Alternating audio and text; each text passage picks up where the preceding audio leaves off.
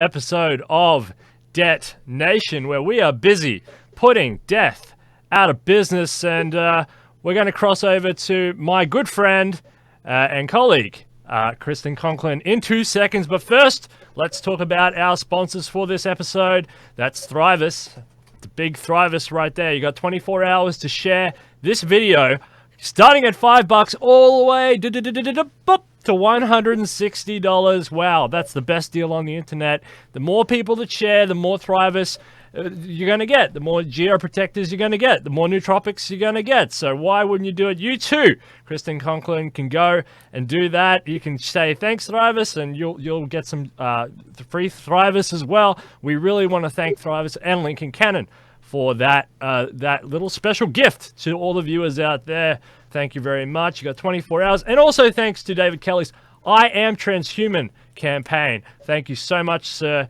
for sponsoring this episode of Debt Nation. Now, Kristen Conklin, we've had you on before. You're one of my favorite people. You're a good friend too, and you're doing great work. And we love Talk Spectrum here at Debt Nation. We've been supporting Talk Spectrum for a long time. You're doing a really, really good amount of work. But before we rock into the CIA library, how are you? How have you been? I'm so great. Thank you so much for having me. You're one of my favorite people too. Tied for first with a few others, but you're first place. So, and thank you for what you do with the show. It's awesome, and I love every episode. Woohoo! Yeah, no, it's really I'm just a guy with a microphone. It's really the guests that make the show really something worth of value. The guests are really amazing, every single one. I have not met a bad guest. I have not met a bad person on this journey. So I'm really, really grateful to the guests. The guests are the key. They're the private key to unlocking the big world that we have around us. So fantastic. No, the guests are really, including you, obviously, really make up the value of the show. So let's rock into this episode of Debt Nation. So, Kristen Conklin, just before we ask you this first question, just remind the viewers what Talk Spectrum is. There it is down there. What is Talk Spectrum? And you're an electrical engineer. Just quickly remind people about Talk Spectrum and your background. Thank you. Thank you. I'm an electrical engineer. Last couple of projects, or last job I was on was a nuclear power plant for the Tennessee Valley Authority in Alabama in the United States. Prior to that, I used to work as a construction engineer, designing buildings in the Miami skyline, and did municipal water systems and lighting controls. So I have a little bit of background in physics with that, and really enjoyed the applied physics more so than the formulas in school. It's always nice to have them match up, which is amazing when they do. And so here I am. After the power plant, I learned about, the transhuman community and consciousness and physics and how it relates to the CIA library, and found a few interesting things that I think people should know about, and maybe even influence an election, which I think is noteworthy. And I just want to raise it to everyone's attention that there's dual use. We see these civilian scientists saying, as cheerleaders for technology, and I am too. I would absolutely love for it to all come to be. But there's also scientists who are in the military and the defense who, the approach isn't to construct a better environment for mankind. It's the exact opposite. And, I don't know why, but I'm just so thankful that you have me on here so I can disclose some of my research and findings and, hopefully speak about a topic that everyone's interested in. Well, I'm definitely interested in, and if I'm going to be the only person that ever watches this in the history of the world, that's great with me. I mean, obviously we're going to get it out to more people, but I'm ready to rock and roll. So, what does the CIA have to say about the physics of consciousness as it relates to human rights and national safety? What evidence is there? So the CIA library is a huge resource for people who don't know. All sorts of cool stuff going on in there. So what does the CIA have to say about the physics of consciousness as it relates to human rights and national safety? And what evidence is there? Well, one of the awkward things about the library is they use what's called cryptonyms, which is a secret language, and the NSA generates this language for the entire Department of Defense. This is according to what I've found, and I will try to leave my opinion as far out of everything that I say here as possible. But I am quoting what I find in the library, and that's my source. It's basically the best I can give, but it's what they want us to know for some reason. So they also use words that where they don't tell us. Like, you would think of, someone saying, I'm going to see a psychic as I'm going to go have my fortune told, or something of that nature. And the CIA uses psychics for warfare. And, so what does that mean as you're driving down the street and you see a fortune teller's office? It's the implications there are pretty big.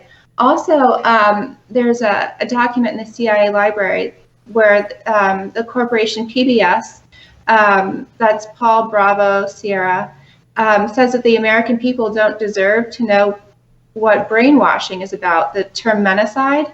It says, we lack education and have poor behavior. Therefore, we're not worthy for them to speak to us with the same words they use behind closed doors. And I have the document cited. I didn't ask you this beforehand. Should I provide a list of links or something? Because I want people to know that I'm not making it up. It's do you think it's important, or? Yeah, absolutely. We can leave the links in the description. Yeah, no problem. Okay. Yeah. All right, you're good to me. Thanks. Hopefully they'll be in order with the with what we say. So. Yeah, so, after this announcement, one might think, well, what are you trying to hide if you can't use a certain word? And I'm not educated enough. I don't understand what that means, because that doesn't make any sense. And certainly how my friends aren't educated enough, I think we're more deserving than that. So anyway, I went into the CIA library to find out how our thoughts would be private. If the CIA is saying they can make our thoughts not private, how are they private, and where's the contradictions? So one that we talked about before on, oh yeah, that's it. The first one, yeah, with the menacide. I think it's on page, I didn't, this is the document that says we're not worthy to know about menacide. Keep going down if that's where do you want me to, it's right, next page, I think. Oh no, page one. Oh, I don't know. Sorry, it's a little unexpected, but thank you. That's all right.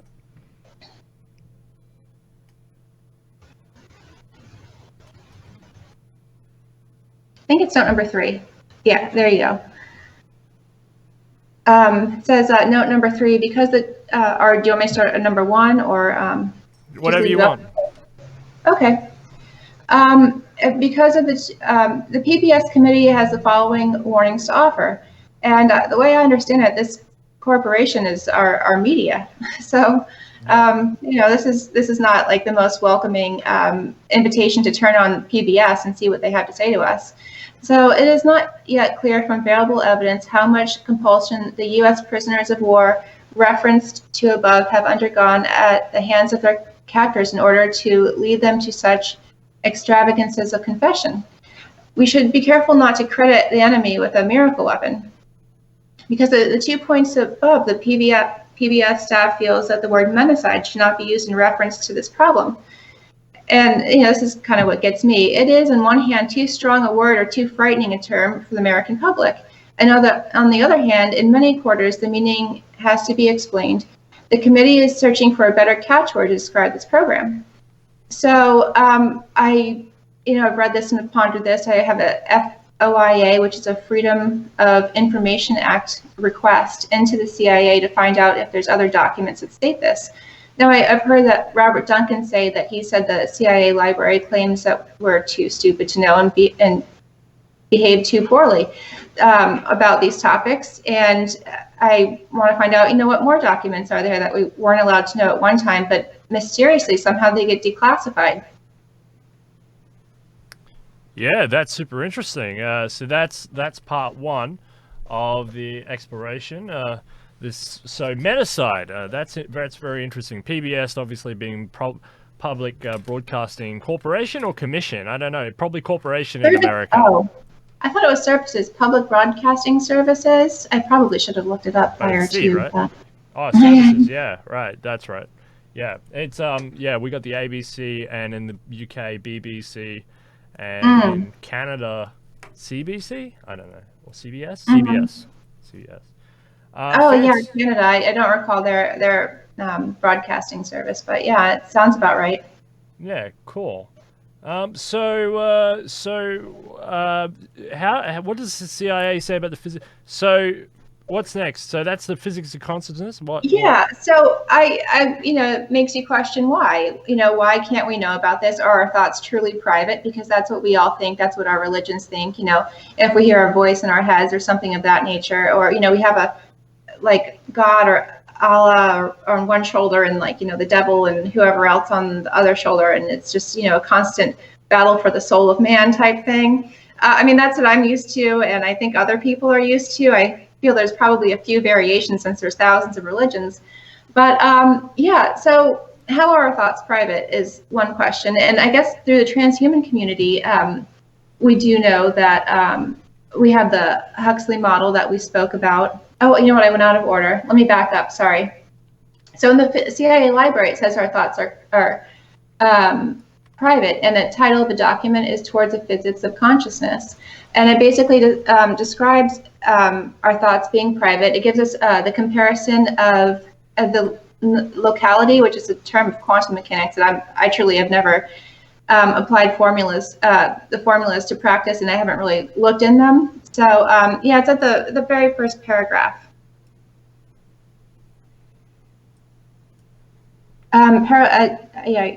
Yeah, just the first one. Just go opposite direction. Yeah, there you go. Yeah. Whoops. Oh, up here. Yeah. Okay, stop. Perfect. So it says parallels exist between the quantum mechanical behavior of electrons and solids and the characteristics of consciousness. For example, the similarity of the non-localization of electrons in a crystal. Consciousness at any instant spans all of its current contents, just as electronic events with bare quantum systems that are independent of each other. So the consciousness of an individual is private to itself. I thought this would be a nice document to share with everyone because I see constantly on physics forums and maybe on, Lifeboat. I think there's a lot of people in our community in Lifeboat, and people are always talking about the physics of consciousness and quantum entanglement and quantum this, quantum that. And surely I can say I would consider myself an expert when it comes to the movements of ions or electrons, but when it comes to the fractions that are that compose the atoms and the electrons and the that kind of thing, neutrons and protons, I just I'm not an expert there. But this I thought would be something nice for the community to have. But towards the physics of consciousness, it goes down and gives other examples and references, and I thought it would just meet a need in the community and reach more people. I will say I have experienced an issue with reaching people in a meaningful manner on this topic. So I've tried to, I guess, broaden the topic a little bit. Yeah, well, that's fascinating. Like it says here, that's so interesting. So the consciousness of each individual is private to himself. So Yeah. privacy is implied. That's pretty interesting. Yeah, that's nice. The way the system was designed by whoever, God, creator, I don't know, the Big Bang, or the way they find the design to be is that we have privacy. And then the HH cell model, the Huxley model, he was the man who made the word transhumanism popular, I believe, in like the 1950s. He made a model that can give you some more equations to show how your neurons are triggered like an electronic device. And that some people might look at a neuron and not realize how that's connected to the rest of the earth and maybe the cosmos. But if someone looks at an electronic device, they might think, well, this is obviously connected because I know my cell phone might look like some of these circuit components, and I realize my cell phone can operate in a manner remote from the source of that's causing it to respond. Well, our nervous system is the same way. Also, the CIA library really takes some interest in what's called an artificial neuron model. It's a plastic neuron model, and based upon this, it's more of an electrical engineering type specialty. So for my other EEs out there, this would kind of be it for us. But this came from Russia, I believe. The document that the CIA had gave credit to a Russian author, and there's no way I can say these letters or read this name, but it'll be included in the link.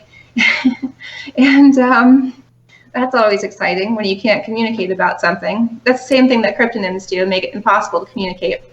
Wow. But yeah, you can basically see how the neuron's like a summing amplifier. It has a vast amount of inputs, and then that gets transferred to something called a transfer function, and then there's like an output. But yeah, if you want to go and find out about exactly how our thoughts are private and how it's made, biologically, that would be it. So, how would someone actually, go in and like dissect the brain and make these neural networks and make not only these neural networks function to their demand, but also us. CIA also has subneural factors, and the focus was to define neural networks better. There's a document in there about that, and basically making the brain more of a device. So yeah, I hope these topics are interesting to all of you guys. And yeah, I mean, those are kind of like, lends itself to think about programmers and that kind of thing, and then writing code that can influence our brain. So, I mean, obviously, if there was a model, it came from someplace. Yeah. Yeah, here's the subneural factors of neural networks page. So I guess that's the document? Yeah. Cool. Yeah, it's kind of painful, but the CIA doesn't provide searchable documents. Yeah. So that's always another welcome sign to the CIA library is the fact that there's, it's not keyword searchable, and it's also another motivating factor. And for me trying to, come on the podcast, and thanks again so much for having me, but is to help people to be able to search, because these don't come up if you're looking into neural networks and consciousness and the cosmos. You type it in Google, and the CIA library is not one of the first results. Yeah, so I can see here. Yeah, they do make it hard to search keywords. That reduces SEO. Yeah, this is really interesting. And there's a big library. It's a big network. You can get lost for hours, can't you? Yeah, you're good to me. Thanks. Yeah. Mm-hmm. Yeah, and the funny thing is too is like when they read off these documents and give a little summary on the web about them, it's like the spelling doesn't always match up, and the spacing of certain letters. So you never really you're not guaranteed to be able to even do a search that with the words that you know how to spell, and it won't. The program that reads, I don't know the name of it, the program that reads these documents and spits out that summary doesn't always spell the words correctly, and it's just cumbersome. And it yeah, this is a little video guide to some quick document searches for people out there, and the links will be in the description, so people who are experts in the field, or who really are interested in connecting with experts in the field, so they can analyze these documents and go through them. It's your right as a citizen, especially in America, First Amendment right, and that's follow the links in the description and have a read. What is the range of forces that can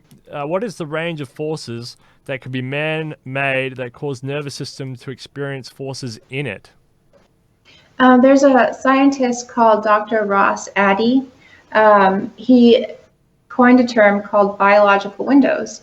And, there's not a single frequency or a single quantity of force that can cause just an erroneous operation or the operation of a nerve from a weapon. There's a whole range, unfortunately. So it's really pretty complicated. Actually, I wanted to credit, there's a really great media source that does a lot of library searches that are not typically known by the public, called TruthStream Media. I actually learned about the term biological window from them. And to tell you the truth, the reason why I named my website Talk Spectrum is because I didn't know the term biological window. If I would have known, it would probably be biological window. So it's amazing just what when you find the right input, what how that influences your life. But yeah, TruthStream Media did a great video called "What They Never Bothered to Tell Us About EMF," which stands for electromagnetic force.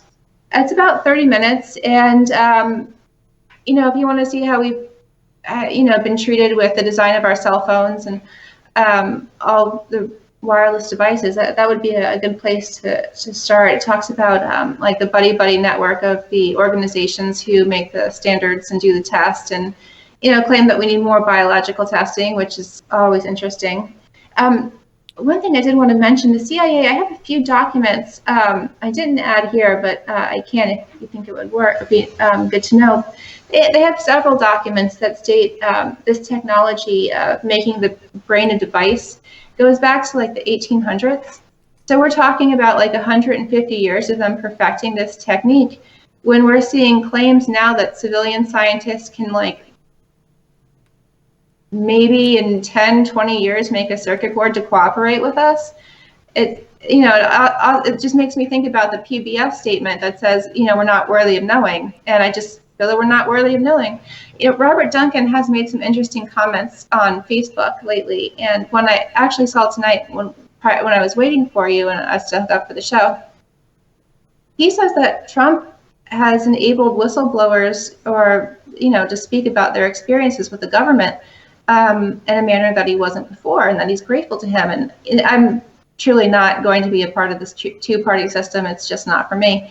But if I were to ever support someone, it would be on the basis of actually knowing what the government's doing, and maybe voting in that direction. Because if we don't know what they're up to, and they say we don't know what they're up to, they're obviously just going to lie. an organization that is very, very good organization, actually, as a journalism.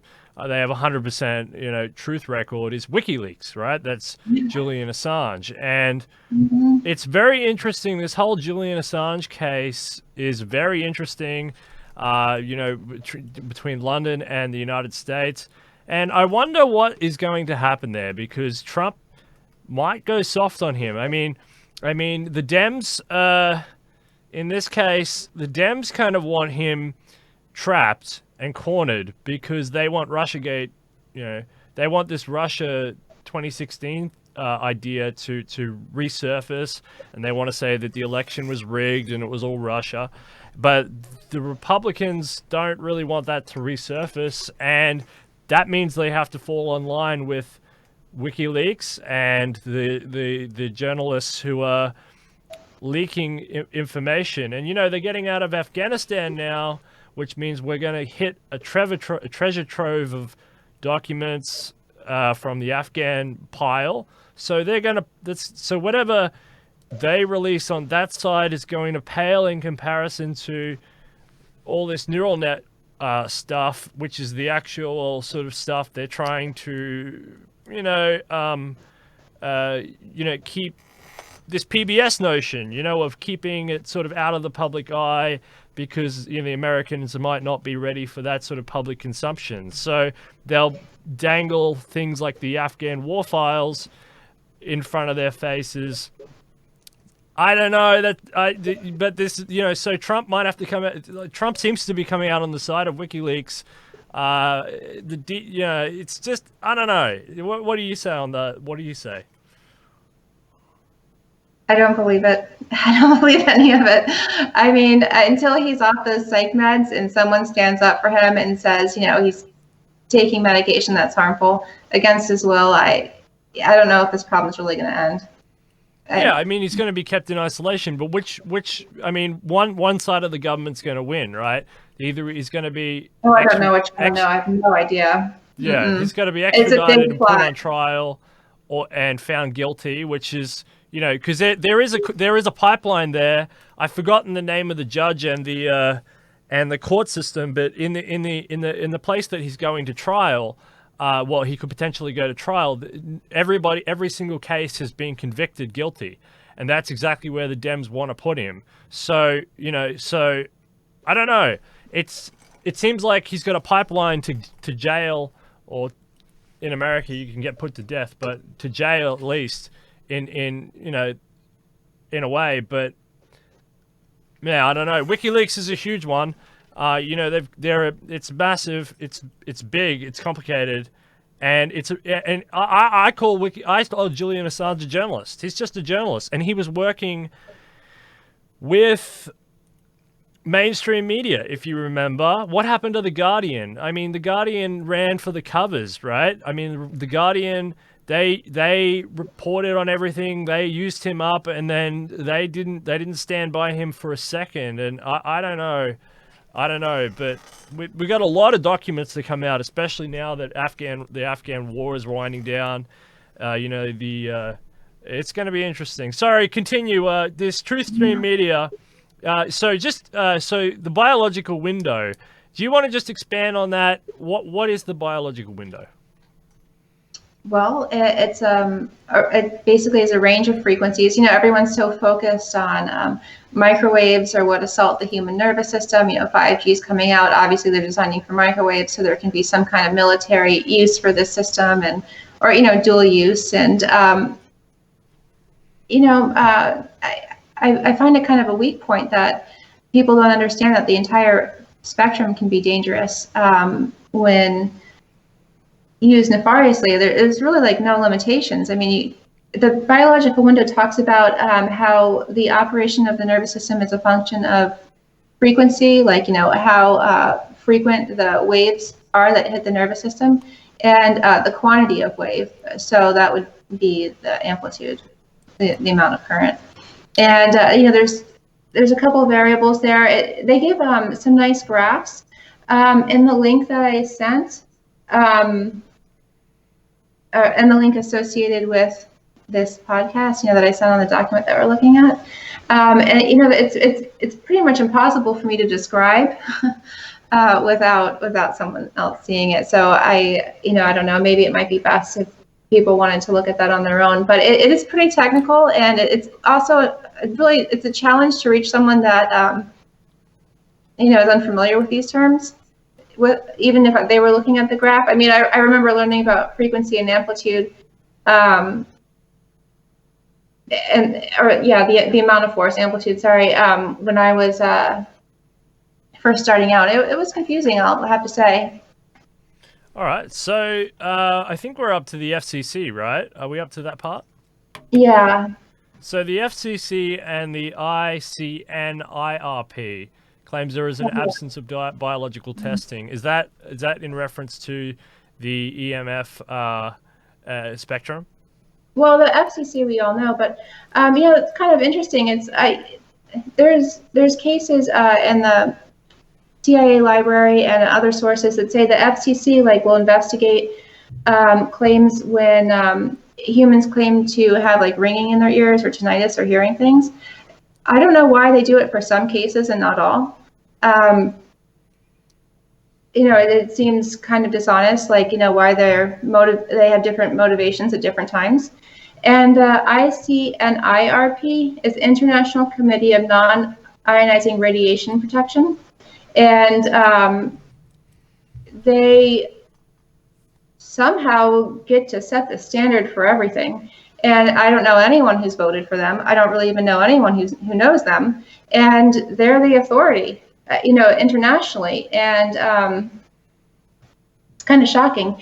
But there's a site called Safer, EMR. So that's Safer, excuse me. EMR, like electromagnetic-radiation.com. That does a lot to expose the crimes of these two organizations.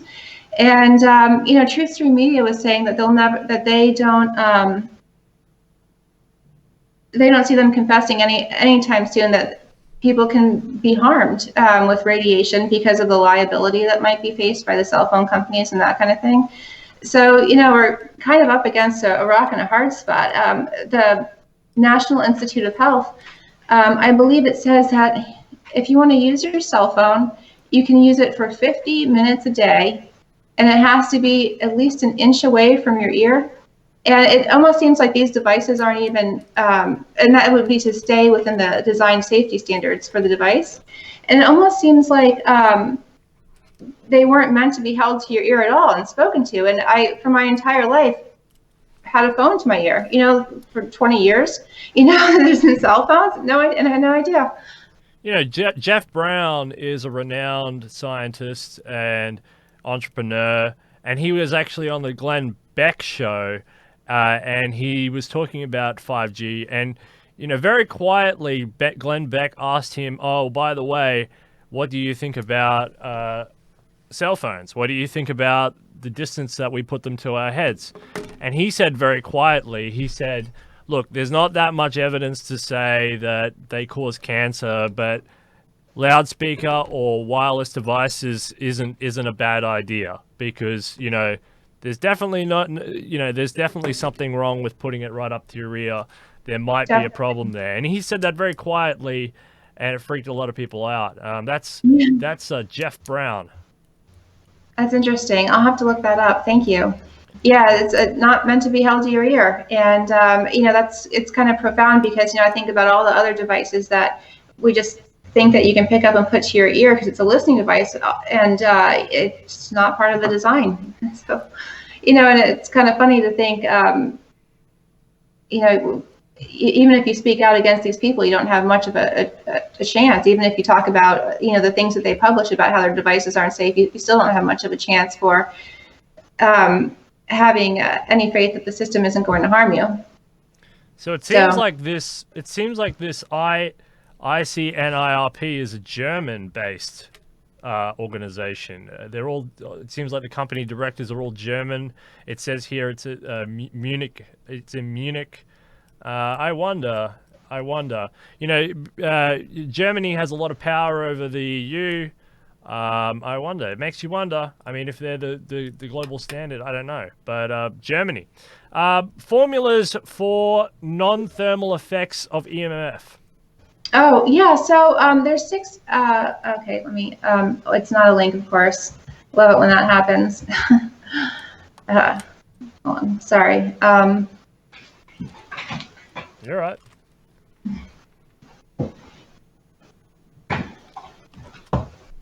All right.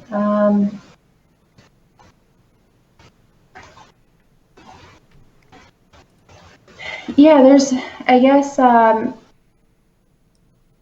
6 observed non-thermal effects of alternating fields, and from this document.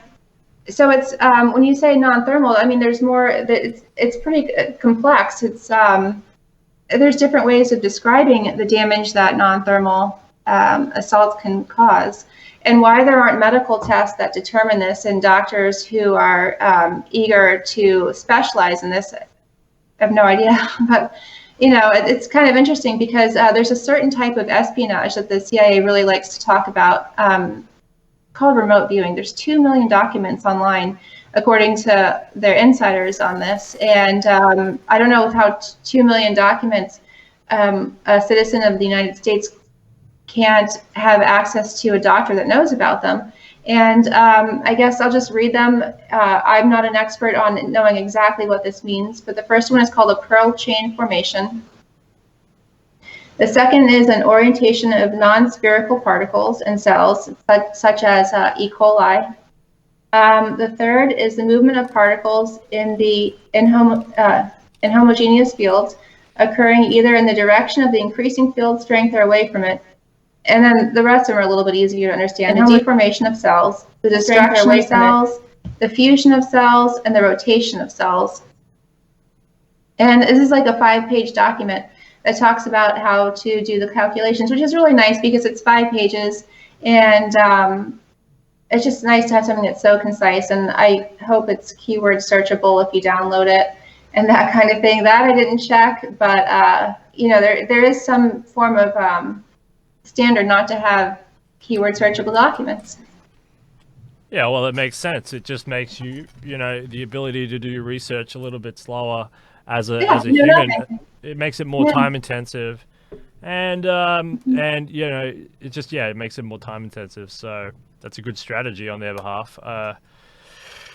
And there's a lot of language that's kind of useless in a lot of these documents in order to put the juicy bits. I know that with economic reports, you know, they have certain paragraphs or certain lines that matter, and everything else is just there to fill in word text. And really, you just, once you know where to go, you just read the 1 or 2 lines, and you're like, got all the information I needed. Didn't actually need all of this. And I would assume that a lot of this would be the same. I don't think it's the same standard across different disciplines, but I definitely know it's like, for example, a lot of this neuroscience stuff or EMF stuff might actually have some effect. But when it's just a report, I mean, not all of it, you know, because it builds on, you know, procedural stuff builds on itself. And all right. DARPA, radio bio, what role does electromagnetic signaling have in biological systems? Oh yeah, so anyway, the search from like the 1800s, they claim 1800s, maybe even sooner, you know, how the human mind is controlled with these signals, continues in a declassified setting today that we know as radio bio. And that's a DARPA program, and they're still pursuing this. I don't know how. So, I mean, you wouldn't think after, you know, nearly 150 years of they haven't reached some level of perfection yet. You know, Robert Duncan was actually saying, and this kind of gave me hope, that, and this is also another reason why I wanted to be a part of the transhuman community, that people like Elon Musk are his heroes, because they bring this knowledge into the forefront of the civilian mind. And maybe that's what they're doing with radio bio.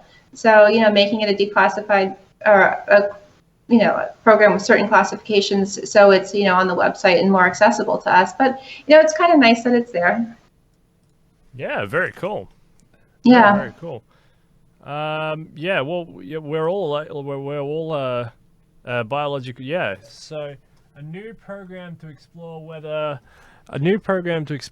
the electromagnetic waves are purposely transmitted and received between cells, and if so, to leverage those insights not just for biosystems but also for communicating in cluttered electromagnetic environments. It's DARPA. That's cool. I would love to read that. That sounds very fascinating. For decades, scientists have wondered whether electromagnetic waves might play a role in intra and intercell signaling. Researchers have suggested since the 1960s, for example, that terahertz frequencies might emanate from cell membranes, but they've lacked the technology and tools to conduct reproducible experiments that could prove whether electromagnetic waves constitute purposeful signals for biological function or whether they're merely background noise. With recent advances in technology and modeling, experiments may now be possible to test signaling hypotheses. Fantastic. Well, you know, keep us updated in some of those experiments. I do have a declassified document that talks about the calculations of how, let's see, what are the words they use? Frequencies emanate from our cells, and they connect and interact with each other. Like the CIA first document I found was that like natural telepathy, what is called telepathy, but I guess it's used as a cryptonym in some circles, is natural telepathy doesn't exist, which is kind of nice. And then, you know, you hear these things about how we have an emanation of forces from our cells. And they later, I think this document was after the first, they talk about how this emanation competes with interactions of other people's cells. And, you know, maybe there is some type of telepathy interaction that goes on that we're not aware of, that they've figured out how to channel and give us like this like hive mind type situation going on. Oh, wow. Incredible. Yeah. Mm-hmm. All right. So the NIH, which is the National Institute of Health, I think, right, uses keywords non-thermal effects of radiation. So non-thermal effects of radiation in Chrome, and countless documents appear. These non-thermal effects, there's like, I think I've collected over 83,000 documents that support non-thermal effects happening. And I have a link in here that I'll share with you guys that has at the end of January, I retrieved this link. So I don't know how their counting has increased or decreased, but in January of 2020, they had 61,200 papers from the Defense Technical Information Center on thermal and non-thermal effects of radiation. So it's not like we need another research effort going on about if these forces are going to harm or hurt humans. 61,000. Yeah, it's a lot. Yeah. I mean, there'd be a lot of information embedded in all that. There must be a lot of, 61,000. It's got to be a lot of information. I mean, it's just thinking, because like sometimes, you know how it is when you're writing papers. Sometimes there's just reports on reports, but there has to be studies at the core. And then if there's not, I mean, there's a lot of like, people who debate the statistics of those studies and debate the authenticity of the studies and stuff like that. So, I don't think all these 61,000 would be like with core samples of unique studies, but but they all must interrelate and argue against, and for and against the various studies on this issue, right? The FCC has 20,000, and that's more related to biology. The one on the Defense Technical Information Center has all types of matter. So, if you notice a continuous destruction of, even plants, like let's say I guess the term to manipulate plant growth with these weapons can be radionics. And, you can grow plants. If you type in how to grow plants with radionics, like, coincidentally enough, like, growing marijuana comes up and that kind of thing, like the first search. I don't know how, but that'll be there. So, there's all kinds of types of matter, but the FCC, I believe, is more interested in the human and animal biology, and I'm basically quoting that from a doctor called by the name of Martin Pall, Pall, like Paul Alpha Lima Lima. So I have not read them all. I probably read a few thousand, but I'm kind of invested in this. Yeah, well, no, that's amazing. What are there projects where there is unnatural driving of the nerve is implemented? Oh yeah, well, there are some operational declassified documents about how this is put into operational practice, making a device out of the mind. But I guess the most famous project, and this happened in the 1950s, and notice that the CIA claims that they've had this knowledge since the 1800s. But this project in the 1960s is called M, like mind, and then K for control. I believe it's German or something they took the name from, and then Ultra. And then they have all types of projects about controlling the mind there, but the one that's specifically interesting to me is this sub-project 119. And this paper is interesting because it talks about, if you want me to summarize, or we can read, or whatever. You can read it or summarize it. Do it. It's okay. Yeah, it says that there's no. Letter A is probably a good place to start. Maybe it's a little too technical. I don't know. Anyway, it says in this paper that no detail of controlling the human behavior was left out of these experiments. And if you go to the second page, it talks about how they're lying to get funding for this project. And, it gives a cost that some people know about, but it says, number 5, people are organizations or individual funding efforts can come from unwitting sponsors. And, it just goes to show again that they're just not talking about this, and it's awful. There's actually a friend has, and she does, or two of them, the co-sponsors or co-founders, they do billboards all over the world, and they use these CIA cryptonyms on this billboard. So it looks like they're kind of talking about, you don't really know the impact of the effort that they've tried to fight against, but they talk about contracted electromagnetic assaults, and this is basically what they're talking about. It's like, all portions of human behavior are experimented on, and people aren't allowed to know about it, and even where they get their funding from, people don't know about it. What the project's being, the real focus of the project is, and they've been trying to stop this, and they put these billboards up all over the world. I think they have maybe less than 10.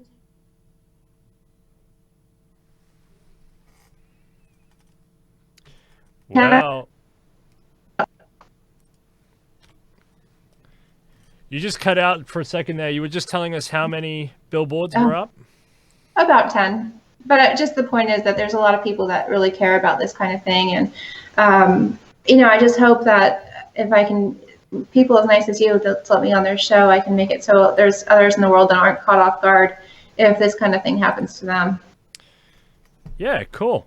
So the NSA doesn't identify who the threat is from, but states that there is a classical case of assault that is expected. Yeah, the NSA talks about United States citizens, and primarily in their offices, which is the amazing feature of one of the documents.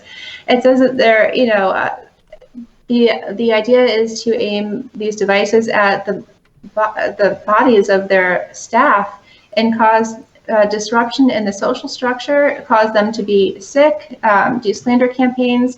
These devices are supposed to be able to move like 400-pound filing cabinets, turn lights on and off. I mean, the type of assault is total madness and chaos. And, things go downhill pretty quickly. I actually have a girlfriend that was at the NSA that had this happen to her, and she's gone on so many talk shows about her experience. I think it'd be on page, oh yeah, that would be fine. But maybe page 2, because it is the classic case. And why they call it the classic case? Oh, wait, did I give the right link or the wrong link? Hold on. Oh, wait. Oh yeah, the classic case. And right above it, the paragraph above it, like that whole page is perfect. Destruction of compartmentalization, protection, destabilization of mental balance of personnel. So they basically saying that they're going to make the personnel look like they're crazy. People use the term crazy, and I don't. It can make people look like they have psychiatric disorders. Manipulation of personnel behavior by psychic means, destruction of chain of command, warfare within the network, moral and ethical controversy within the workforce. And part of what the personnel can see and experience is the tripping of the electrical system where the fuses are blown. So what's the word I'm looking for? You can't describe actually how the electrical system's working, because it's like almost like it's defeating the physics of the power plant being on. And then the movement of 400-pound storage cabinets, pictures swinging around, frequent electronic dialing of the phone, so your phone's ringing, just massive disruption to the human mind at this point. It's like a total nightmare. And of course, the scientists that I mentioned are psychiatrists that would be involved with this about, the things that are going to happen to the personnel. Wow, that is super duper interesting. So that's, so wow. Okay, so that's a classical case from the NSA. Excuse me, I'm sorry. I spoke over you. So that's a classical case from the NSA. People can check that out in the link. Wow. What do you yeah, psychiatry, obviously. Yeah. So CIA statement of work: buildings that are designed to carry nuclear fuel are a location to assault with man-made radiation. Oh yeah, so basically the entire infrastructure of the U.S. is supposed to be considered for this assault as well.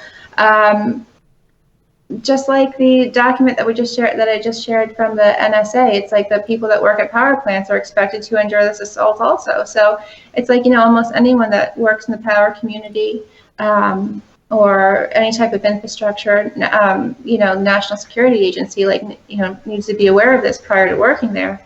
And I have to say, from my experience, that's just not what we're given the privilege of. This one, I don't know exactly what page it's on. Let's see. Okay, 2.2.6 comes to mind first. So keep going. Yeah, go down. Scroll down. Oh wait, there it is. Sorry, it's yes, 2.6.6. I made error the amount of twos. So you're affecting the sensory inputs, the smell, the touch, etc. And so it's like your entire nervous system is induced with chaos. And this is actually talking about us aiming the weapons at other. I would hope they're not talking about it aiming it at power plants in the United States. But it's kind of funny. The electrical grid stretches, out of this country, I believe. Now that I think about it, I can't actually recall the divisions in the system that I've seen pictures for, but I just hope they're not talking about aiming it at our country. Yeah, well, look at this. The determine remote viewer capability to do the following, and we can't see that. That's been that's called redacted. When it's blacked out like that, the word is formally redacted. But yeah. So, I guess it's a real threat. I mean, they talk about it, and for some reason, civilians don't. They just automatically write off the bit. Oh, wait, hang on a second.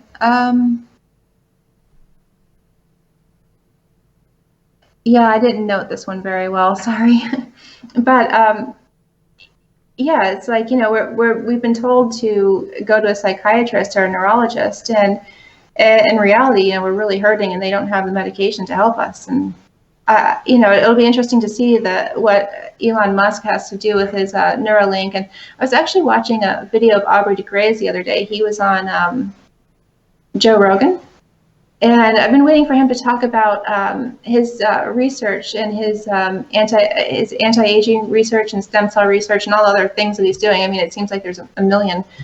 But he hasn't really mentioned biological weapons yet, and it would be really nice to ask him if he had ever considered that, maybe our mental health system has been hacked into in a way that the numbers don't really reflect a reality of sickness, a condition of sickness in the population. Well, yeah, I mean, he works at Sens, or he founded Sens, or he works at Sens, or whatever, and I don't think that would very, very good for their business model to be to get into that sort of stuff. I think they just stick to the core of defeating aging and stuff like that. They might even talk around the water cooler or something, but Mm-hmm. I don't see a publicity that being a very good model for public funding model. Yeah, they have more of a fun one, that's for sure. Something everybody wants, and this is nothing anyone wants that I know. But yeah, his video with Joe was pretty interesting. He was talking about replacing cells that were damaged or dead, and I would think this would be a source of ways that cells could be damaged or die. And just kind of interesting. He statistically has to come across some person that he taken data from, maybe not even realized it. He's talking about how I don't know what disease it is. Maybe it was Parkinson's or Alzheimer's, but he's talking about how some of the neurons actually disappear. And that wouldn't be a hard thing to do with the capacity of these weapons. And there's no actual known cause for some of these, for all of them that are in the DSN. It's all theoretical that it's biological. And when you talk about 61,000 documents or 20,000 documents that say that these are reproducible experiments, versus 0 reproducible experiments, you kind of have to wonder. Yeah, you really do. And I have some ideas, but I'm not going to say them here on air. But the CIA library leverages geophysical weapons, the environment, to have access to the nervous system. The label for this activity is psychoenergetics. can the entire body send and receive cells? Oh, I just wanted to ask you a quick question. See the ones with the little star diamond flower thing, the diamonds next to it? Those would kind of be the questions. Sorry. Oh, yeah, sorry. Yeah, Can the entire body send and receive cells? Yeah. Well, this is really called psychoenergetics, and this is how the mind connects to the environment, the earth, the universe. And we actually also do on top of it is take components of the atmosphere, remove them from operation, and make it so we can conduct espionage. And it's kind of interesting too how that affects human health. There's a guy that I'm a real fan of. He has a website called Climate Viewer, and he gives this really great video and talks about these, whether they're called ionosphere heaters. I think Duncan mentioned them on your show. They actually remove fractions of the environment from operation for military use. They make them into weapons. And then somehow magically the Earth just restores them back into the operation of the environment. How? I don't know. So that's a lot of fun too. But so the question was, can the entire body send and receive signals? So if you go into like Chrome and just do a search, can the human body be an antenna? Or the human body as an antenna, I guess would probably be it. You can get a variety of patents and talking about the human body itself as an antenna and the evaluation of propagation characteristics using the human body as an antenna from the NIH. So there's a few documents on there online that kind of like just cut right to the chase and say it in words that everyone can understand.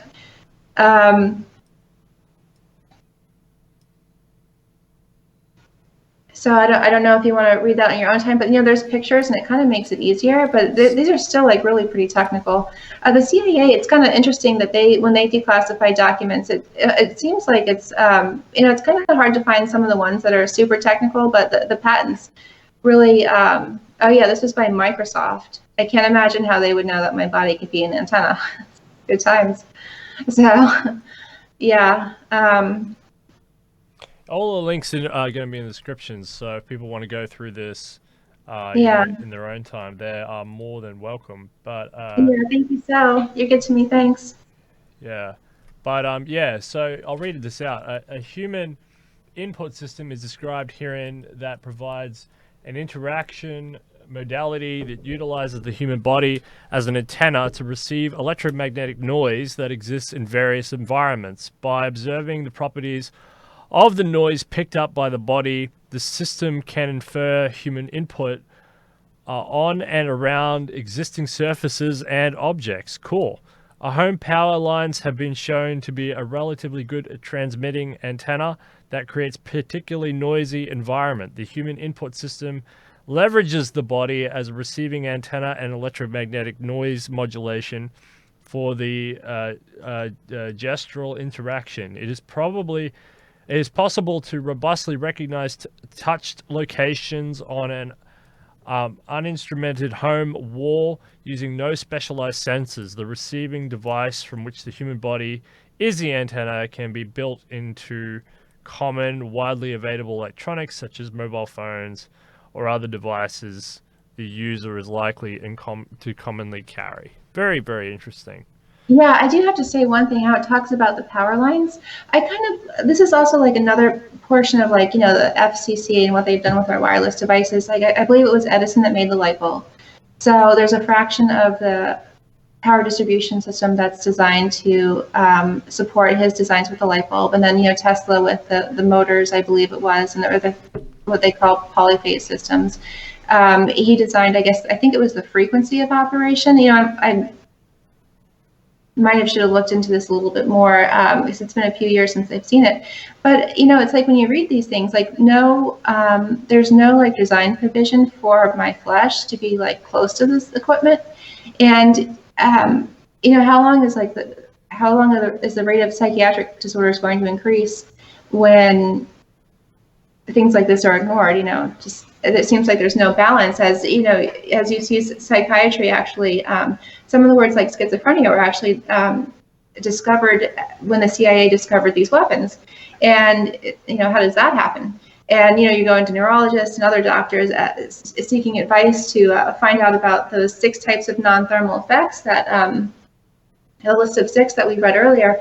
And it's just like hitting a brick wall. I mean, they either they refuse to teach them that, or someone refuses to think it's not important. I mean, there's clearly a few people who don't think it's important, but it's kind of sad. I don't know how this manual psychiatry uses to evaluate people for illness came about at the same time these weapons did. This is all like 19th century was when it all became mainstream knowledge. And unfortunately, the frequency of this is increasing. Neuroscience is kind of going off in its direction, and they say they're going to merge with psychiatry because they failed chemically to help people from disorders.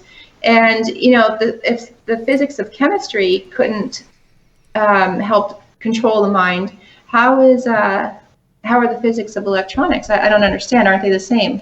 So it's just kind of amazing. But thanks.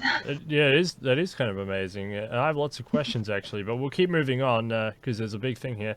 So, are there projects where natural or unnatural driving of the nerve is predicted? Oh, you guys will like this one. Okay, so I should probably skip the order of this. There's an initialism. I've never really heard anyone pronounce this, so I don't know if this is an actual acronym or this is just initials. But there's a project in DARPA that, it's an umbrella name. And it's the first letter of each word: social media and strategic communication, SMISC. And it's behavior prediction programs. Actually, there's one, I guess, the most well-known that I've seen passed around in civilian circles would be the Sentient world simulation. And so I ended up contacting some people on that team. Yep. And I'm actually a member of an FBI's corporation called Infraguard, and I try to influence the future of investigations and according to behavior prediction and behavior modification programs. So I copied one of the people of this project, and I actually found out one of their most, I don't know if it's the most advanced, but it seems to be, because it's the one that it spoke about, maybe the one they pride themselves in. They can simulate 85 countries in a disaster simulation, and each country has a leader. So I'm assuming they have Trump. You just go down the list. They can just make the leaders, and they have all the people in all the countries. And you simulate disasters and how the people will respond. And so you can take the statistics from social media and determine, how long can this person go without food or with water, or when will they need our resources, and budget the handling of a situation according to how these programs predict. Yeah. We've been trying to get. I've been trying to get these simulation guys on the show. Actually. Have you? They're so fun. Yeah. Yeah, I think it'd be really interesting to talk to these people and know how they what sort of data, what's the outcome. For example, this coronavirus would be very interesting to model. I remember, because I do remember Obama sort of half bragging about having one of these simulators in the White House. There is a room where they have one of these advanced simulators.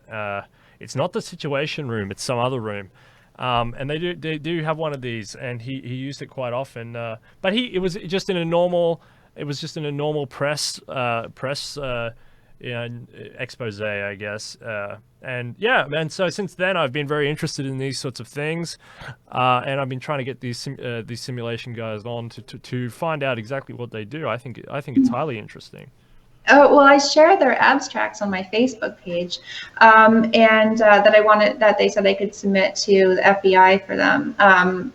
Since I'm a member, I can make it so they don't have to apply. I can submit their abstract and have them associated with my membership, so I can bypass like the 2 to 3 month window that it takes to get accepted. But there's actually an entire list of these social media data harvesting programs. Goes on forever. I shared that on my page as well. It's interesting. There's like one specific for Twitter. It's like you just go down the list of where they. Yeah, the social media one, which we were just sharing on the screen here. Yeah, the social media is really interesting as a resource. So this one here is social media in strategic communication. So with the spread of blogs, social networking sites, and media sharing technology, and rapid propagation of ideas enabled by these advances, the conditions under which the nation's military forces conduct operations are changing nearly as fast as the speed of thought. DARPA has an interest in addressing the new dynamic and understanding how social network communication affects events on the ground as part of its mission of preventing strategic surprise. And, you know, there was a lot of, you remember back in 2012, 2011, there was a lot of movement of troops around the United States and stuff like that. That's all part of these social media games, seeing how people react and how the media reacts, how the alternate media reacts, how people, what the amount of what type of conspiracies they come up when they fly black helicopters over their houses and all this sort of stuff.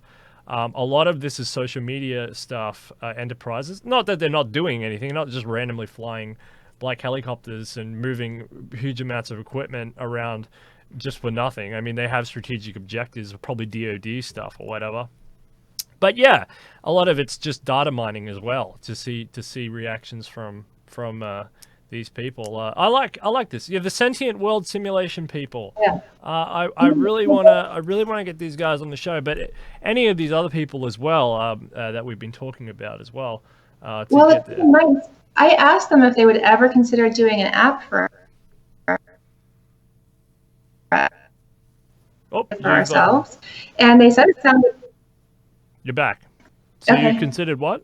Yeah, I asked them if they'd ever do an app for people like us, because actually the word that I mentioned before, the psychoenergetics, and there's another word that I'd like to mention. It's called Psychotronics. It's like the word electronics, but it's not with an electronic device that we would think of. It's your brain or your nervous system as an electronic device, the mind.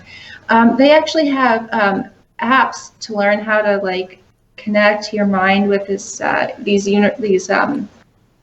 geophysical forces. It's called remote viewing, and there is a guy in the CIA library who's mentioned a lot in the CIA libraries called Russell Targ, and he mentions an app called Duality for learning this whole scheme. I haven't gotten into it yet, but I thought it would be interesting. But that's where I got the idea for this SMISC, the social media, to maybe be made into an app so we could have it too. I have too many questions about it. I just think it's really awesome. I'm sure you do too. And, everyone I speak to says it's really pretty interesting, but it hasn't been presented to me in a way that I can use it. So other than all the abstracts online about it, there's so many. You could just spend forever reading. Yeah, yeah, it would be really, really cool. So moving along, how do you see these applying to events like active shooters or other national security threats? Oh, yeah. Well, as I was kind of saying before, maybe I spoke out of order here, but, the former, let me just start by saying that I went as far up the ladder as I could go. As far as knowledge, I went to the author of the DSM, I believe it was number 4. His name is Alan, his last name. But anyway, there's also the former director of the National Institute of Mental Health, Thomas Insel, INSEL, as I believe how you say that, Insel. They call this experimental medicine and psychiatry. So basically, you're under a human experiment, and they're telling you this. And it's not functional medicine, but experimental. And not many people know about this, but when people are they're suspects of contributing to national security threats, they're put in these experimental programs. And we think, oh, the government has them. They must be sought after with the most focused, laser-focused statistics and that, or, repeatable experiments and statistics. And truly, they're under the experimental umbrella. And, I guess that sheds some light about how serious I think the situation is. If you go into the CIA library, there's not, there almost every mind control experiment I've seen is got a psychiatrist associated with it. But in the civilian realm, I don't know of a declassified experiment that says that's reproducible with psychiatry, except for the stuff the CIA has declassified. So that's kind of alarming also. But so there's a Stanford University professor who got together with some of his colleagues and did an experiment called the Rosen experiment. And he basically did what every active shooter claims to have done. They say, I'm hearing voices, or when there's a terrorist assault, Allah directed, or Allah or God directed me to this. It goes both ways. I'm totally not saying one religion's better than the other.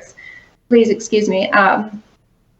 And I certainly don't know the names of all the gods and everything, but yeah, there's multiple claims. And so, but he went in and made these claims that he's having auditory hallucinations to psychiatric wards.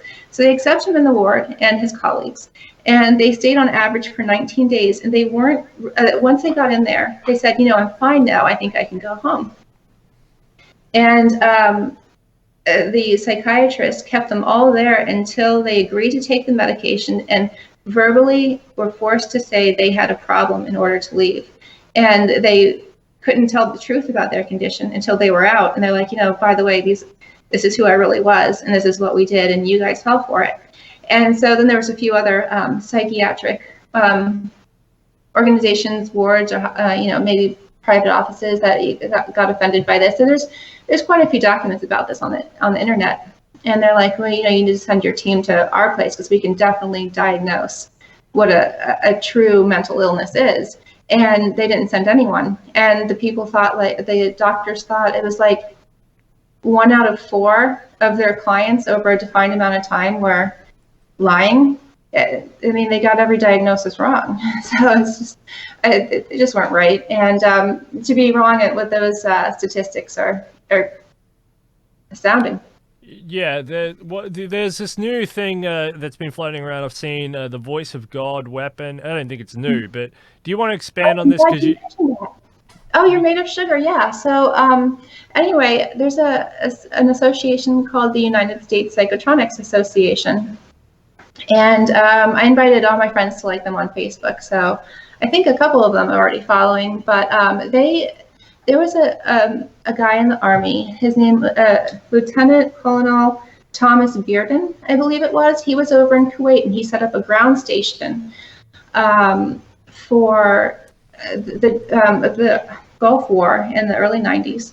And they made it so the troops in Kuwait, who are the opponents of the U.S., I don't know exactly who they are. I don't know how many nations were opponents.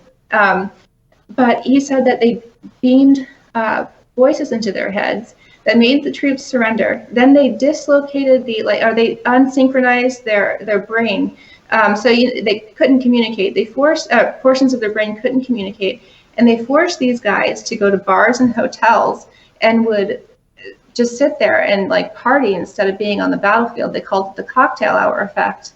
And Thomas Bearden, I believe, is passed, but he was a member of the United States Psychotronics Association, and they have videos with him in their archives. They have a membership fee of like $35 a year, but you can basically have the CIA library come to life the way I understand it if you watch their videos, and that would be the voice of God or the voice of Allah weapon, I guess, where that term came from. But they're actually another organization I invited to influence InfoGuard with me with. So yeah, and I do look at InfoGuard, and I think that and Talk Spectrum obviously as well. Very good stuff. A lot of the public is kind of half aware of these sorts of propaganda campaigns, the information campaign they've woken up to. Trump especially, the mainstream media idea, this sort of brainwashing idea through the television. They're kind of aware of psychological torture. You can think of things like Abu Ghraib, and you can think of things like when they played rock music really loud to torture prisoners for hours or days on end. Scream. cool. Yeah, not cool at all.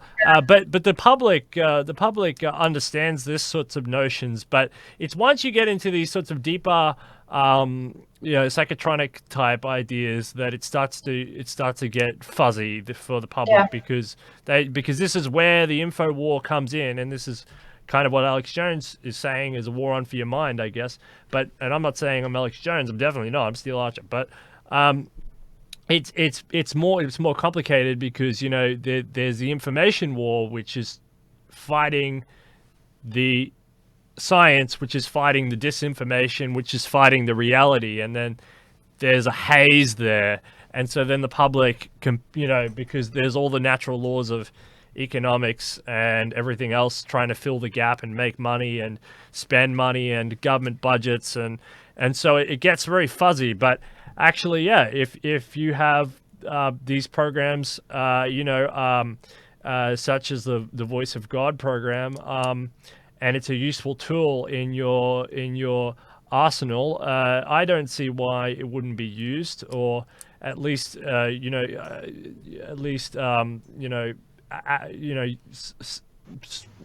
experimented on in the spectrum of weapons that you have. I don't see why they wouldn't do it. It sounds like it sounds less aggressive than a machine gun, and it sounds less expensive as well. Yes, yeah, that's the kind of appealing thing. Well, actually,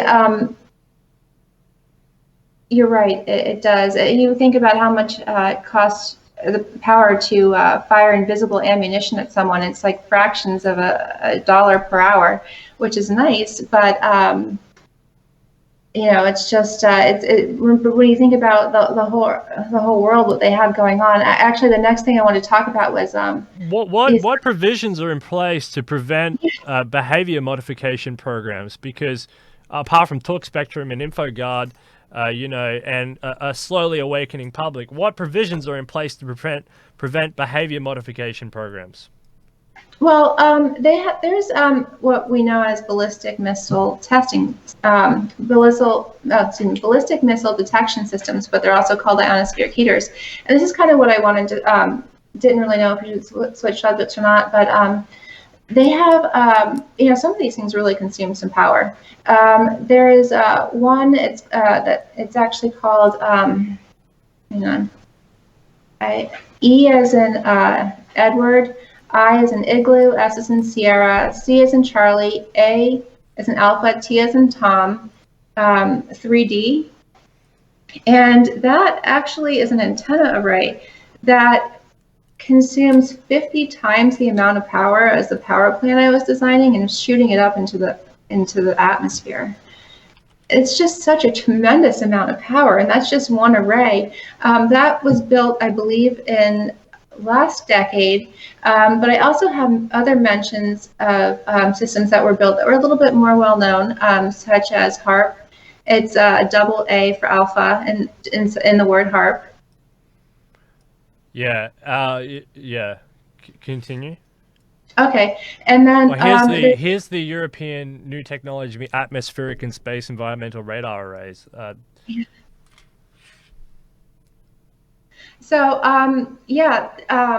There's also one called Duga. It's actually kind of close to this one, but if you see, there's the antennas, a little man in a yellow jacket.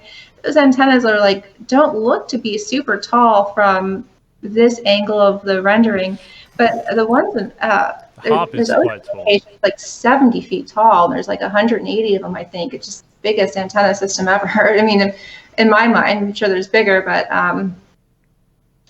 okay, right here, I can't see because, it says it would provide, the words it would provide, and then the second bullet point down, the power product exceeding, I'm sorry, go the opposite direction, please. It's at the top of the page. Oh, sorry. Yeah, the second bullet point down on, I guess, the right-hand side of the page. Yeah, it's 100 gigawatt per meter squared power output. That's so much. That's 50 times the power plant I was helping to design. I can't imagine. I mean, they're just blasting that into space. And how does that affect our mind after they've proven through 2 million declassified documents that our mind is connected to the Earth? It's the Climate Viewer, the site that I mentioned before, actually shows the frequencies of the Earth being blown out of proportion when these things turn on. And it's no wonder that maybe people can't sleep as well as they used to, maybe one night out of the week. Actually, here's the interesting thing. During the United States elections, there's one in Arecibo in Puerto Rico that fires up I'm not sure why it has to be on during the elections, but it seems like something interesting goes on with the U.S. Antenna arrays during our election time. Yeah, well, they've got these things all over the world. I mean, HARP is just turned into a research facility now. It used to be, well, it was originally what, Air Force and then Navy or something, or it was, I don't know. You know, I don't know. I guess it was originally one of the like the Forces projects, and now it's just owned by the University of Alaska. And I was watching a Senate committee hearing. Is it Senate or was it DoD? Committee hearing. Anyway, one of them where they were basically saying why the University of Alaska owns it now, and they do a lot of you know how it works. You heat up the ionosphere and it pushes that out into space, and it shifts the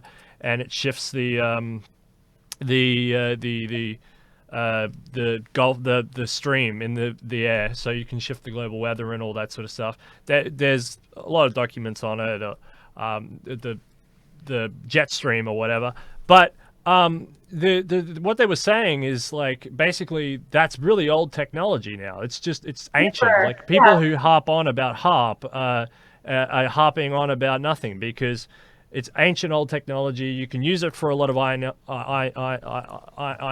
the atmospheric and ionospheric research, but basically it's a lot more powerful and it's a lot more compact and it's a lot more portable now for what they want to use, whether that be weather modification or communications or geophysical stuff or earthquakes or whatever you want, really, because you can influence these things. But the amount of power that you're talking about here in some of these, in this European one, this 100 gigawatt or more, right?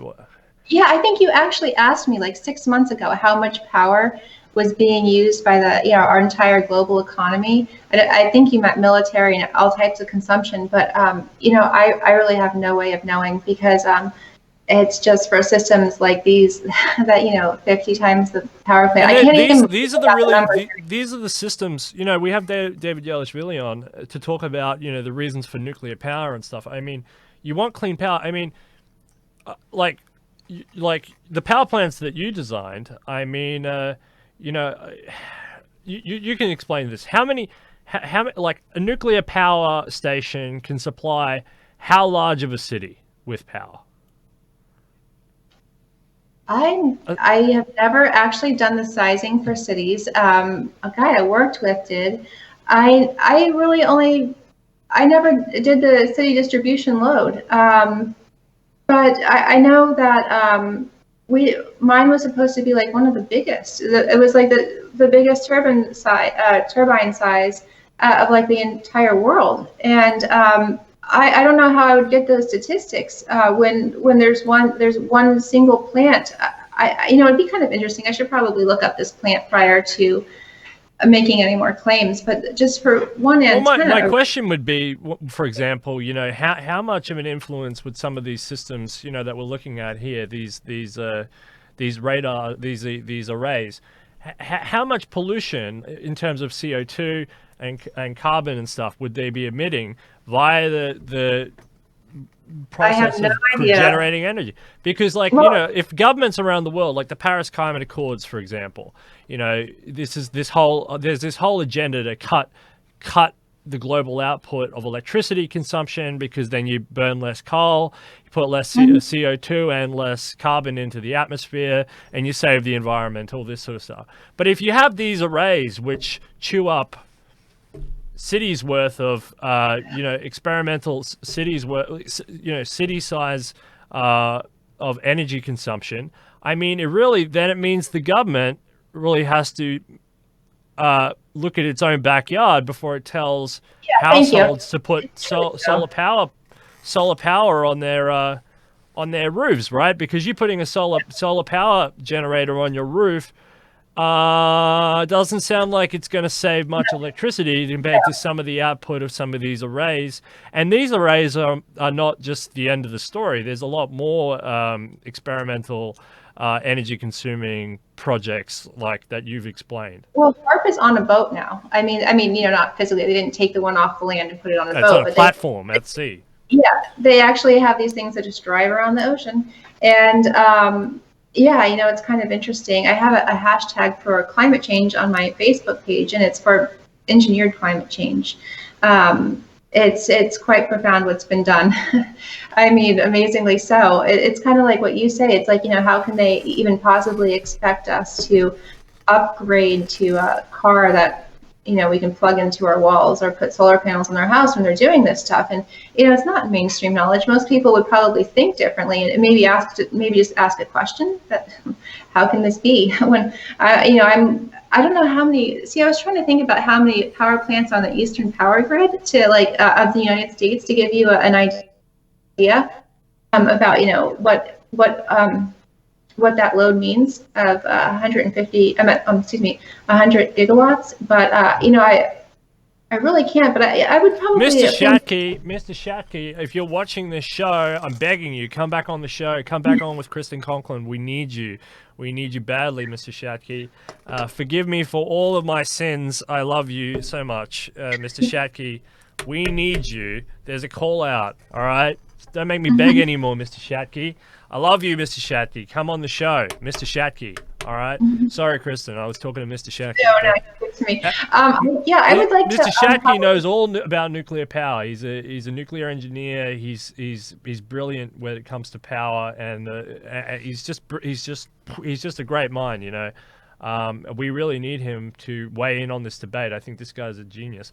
All right. So yeah, sorry, I interrupted you talking then. Yeah. Thank you. Yeah, I would like to find those numbers in the CIA library. It's really kind of why I've been hunting for climate change and weather modification. The most with keywords in the CIA library about manufactured. Can you hear me? Yep. Okay. About manufactured climate change is when I use the word geophysical weapon, and it's kind of interesting how they just take components of our environment and use them at their disposal, and then blame my gas guzzling car. Yeah. Anyway, but it really goes on, like, really interesting about these ways to prevent behavior modification, because these systems can cause behavior modification and they can prevent them, and people don't even know about them, and it's kind of sad. HAARP is offline. Duga is actually the array that was outside Chernobyl. So check this out. So in the 1970s, the U.S. catches wind of this, what they call a woodpecker signal. And it was in the late 80s. And I guess they figured out it was coming from Russia. And then, a couple years after that, they gave it some time. And all of a sudden, Chernobyl explodes. And then Russia's antenna array goes down for their ballistic missile detection systems. A few things changed with Chernobyl exploding. And, it's kind of interesting when you talk about manufactured climate change, because I actually have some friends that were in Belgium and I guess northern France area at the time. And one of those guys, one of my friends caught cancer twice from it. And he said in the city of, it was Belgium alone. Yeah, city of Belgium, Brussels alone, 20,000 people a year have a new diagnosis. I think it was of cancer per year since, I don't know for how long. I don't know if it was immediately starting the accident, but it's just it is tragic what happened with that power plant. And when I was actually my first week on the job, designing one, they're like, the accident at Chernobyl is a really big deal. We have this redundancy in the system now to make it so that doesn't happen again. And it's like, all right. And then you look into engineered climate change and geophysical weapons, and sure enough, a few other questions, my mind starts to think differently. So it's kind of amazing what I was told while on the job. And yeah, good times. But there's also another one. It's also in the CIA library, which I really probably rather stick to the CIA library, because I think I'm doing everyone the greatest service there. But it's called Argus A, and it's a global bio-event tracking system. So for the coronavirus and events like that, it should be able to detect them, where they originate from, where they're going. It's kind of a nice system. It's for biological surveillance. How would that be possible? Is because from what I know and what we see on the news, I mean, they struggle to detect it at airports, right? I mean, they put the little thermometer, the heat thermometer up to the people. hang on. How would that be You're like, beneficial? Is that a U.S. thing, a UN thing? Is it not in service? I mean, how? I mean, I've seen Mike Pence go to the war room. I've seen all those photos, where they have the war room and they're in there and they're tracking everything. But I don't know what I'm not in the war room with them. I don't know what they're using, what devices they're using. But what does that mean that there's a biological tracker? well, let me just read the introduction so it doesn't sound super foreign. It's Argus is a biosurveillance priming system designed to detect and track early indications and warning of foreign biological events that may represent threats to global health and national security. Argus serves as a tripping function, so that would be like a surveillance and alarm function, designed to alert its users to events that may require action. It is not the business of providing diagnostics, ground truth, or determining whether action should be taken. It's just an alarm. However, Argus covers all of the U.S. recognized countries. There are currently 315 accounts distributed among more than 200 organizations. Now, how does that work? Yeah. I don't know, but it sounds like it's very enmeshed in society. Yeah, it's really pretty interesting. It sounds like a lot of important people know about it, and there's, I'd like to see the software and of course all the detection equipment. But this is like just a 2-page document. But I did look for Argus surveillance systems online, and there's really truly a whole list. So this is Argus A. I think I made an accident and typed in Argus B, and sure enough, there's more Argus out there. Oh, so there's like a whole family of the Argus tree or something. Cool. Yeah. Well, mentioned how the coronavirus influences this, or it influences the coronavirus. Because I don't see any reason to believe that if we can detect something, we should be able, if we can detect it, we should be able to modify it or kill it. Maybe. I mean, those are two different things. One's detection, one's elimination. And, it's the same thing with, like, the antibiotics. I mean, wouldn't, like... Oh, I don't mean in a body, not in a human body, but I would think it may be more sensitive than that. But if it truly came from, like, a plant somewhere or something of that nature, there would be a better chance of it being used for defense as well. It's kind of like the satellites they sent up in the 70s that did the geophysical of the Earth, and they discovered basically where all the resources were in the 1970s, and they kind of knew. I mean, there's new detection equipment and new surface analyzing equipment and all that sort of stuff nowadays. But a lot of the big resources, the rare earth minerals, a lot of the oil and stuff, that was all mapped out by satellites in like the 70s, and I mean that was a long time ago. So I wouldn't be surprised if, I mean, we're on this new curve now, and like you mentioned these arrays, for example, these biological systems or whatever. I mean, these are the biological systems in the psychosystems are kind of like where nuclear weapons were in like the mid 50s or something. I mean, we're in that mid tier where they're building a lot of they're developing the arsenal. They're building up a lot of the. It's like Cold War 3.0 or something.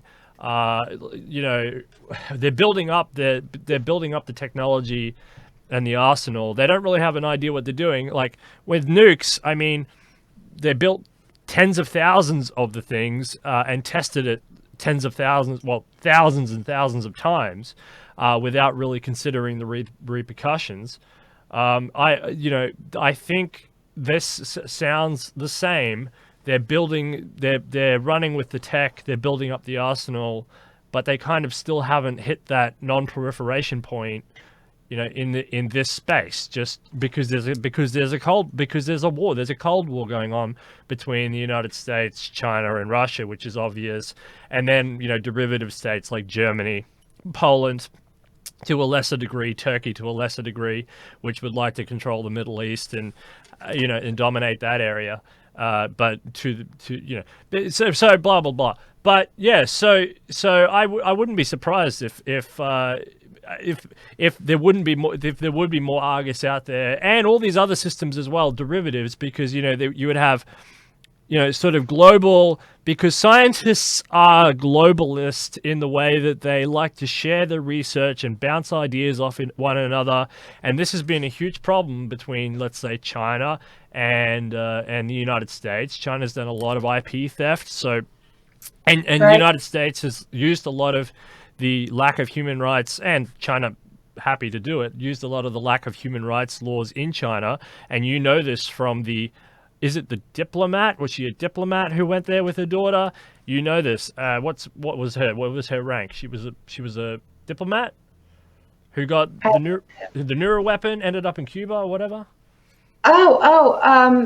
With her daughter? I don't know. I think you lost me at the word daughter. Anyway, maybe not the daughter, but they went to China and then they got attacked. And then but anyway, I forget that story, but I know you know that story. Yeah, I do. The diplomats in China that were... it was a diplomat. Yeah, it was the diplomat. So with the diplomats, right? So that was in China, for example. And it's like, that was a little jostle between China and the United States in that area. But it's a demonstration. It happened in Cuba, too. And, people in Cuba as well. And it's just kind of amazing. They just go for the closest source and don't think about the broader picture. It's kind of amazing. So China, because China has, less human rights and stuff like that, so they take advantage of that. And Russia is a kind of a black box when it comes to a lot of this. So America has to find outsourcing mechanisms for a lot of this. So the scientists are a bit globalist in that way. Where they do that, and then China and Russia steal that information and that tech. But at the same time, you need a testing resource, and I guess that's where that sort of proliferation of technologies and institutions such as Argus come from. Yeah, I do have one other funny thing to mention. The CIA library was also, I found a document like in the past week that said they have actually put the application of the weapon before like crunching the really hard numbers with the calculations. So it's almost like we acquire this weapon, and then this is how I interpret it, and I kind of said I wouldn't put my opinion out there, but I don't know, maybe just once. It's almost like we went for the path of least resistance to learn about the effects of the weapon and just started assaulting, someone. And I think that's my point. I think that's what I'm trying to say, because it's the same thing with...